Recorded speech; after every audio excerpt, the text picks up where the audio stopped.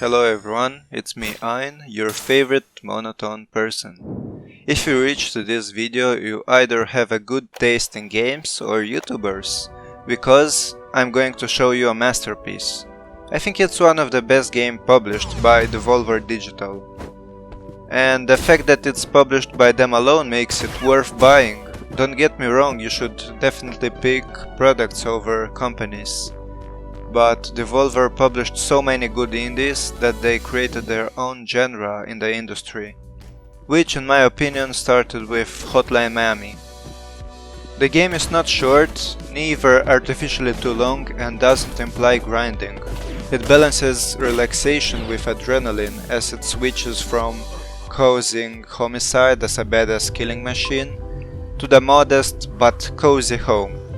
It is very similar to the game mentioned earlier, Hotline Miami. I could feel its vibes from the moment I started the game for the first time, but it is by no means the same game. You play as Zero, a superhuman with superpowers that come from some kind of drug. Zero is a stubborn hitman controlled by his therapist, which I can't talk about too much for the sake of avoiding spoilers.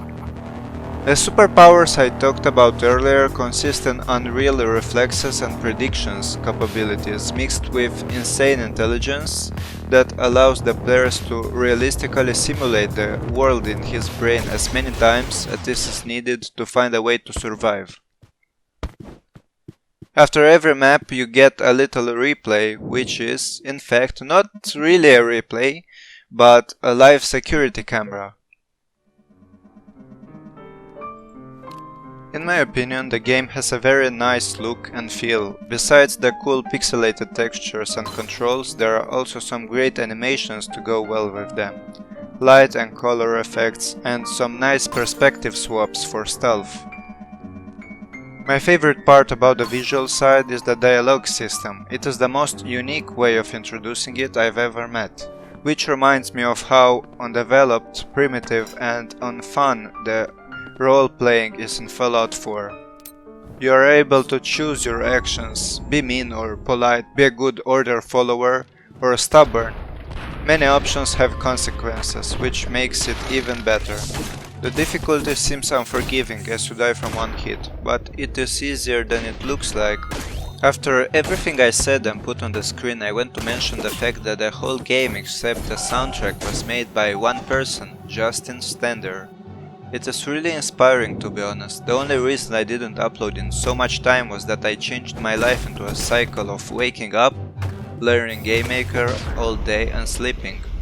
If I ever manage to make and publish a game, it will be thanks to Justin and someone called Sean Spalding.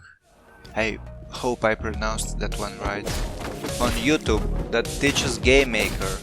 He has been doing this for 7 to 8 years and truly taught me some solid basics in Game Maker. Katana 0 is not finished yet, but it is totally worth buying. The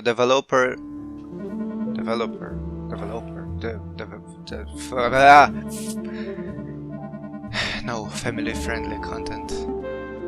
The developer is currently working on a huge DLC to finish the story with, which I will probably review too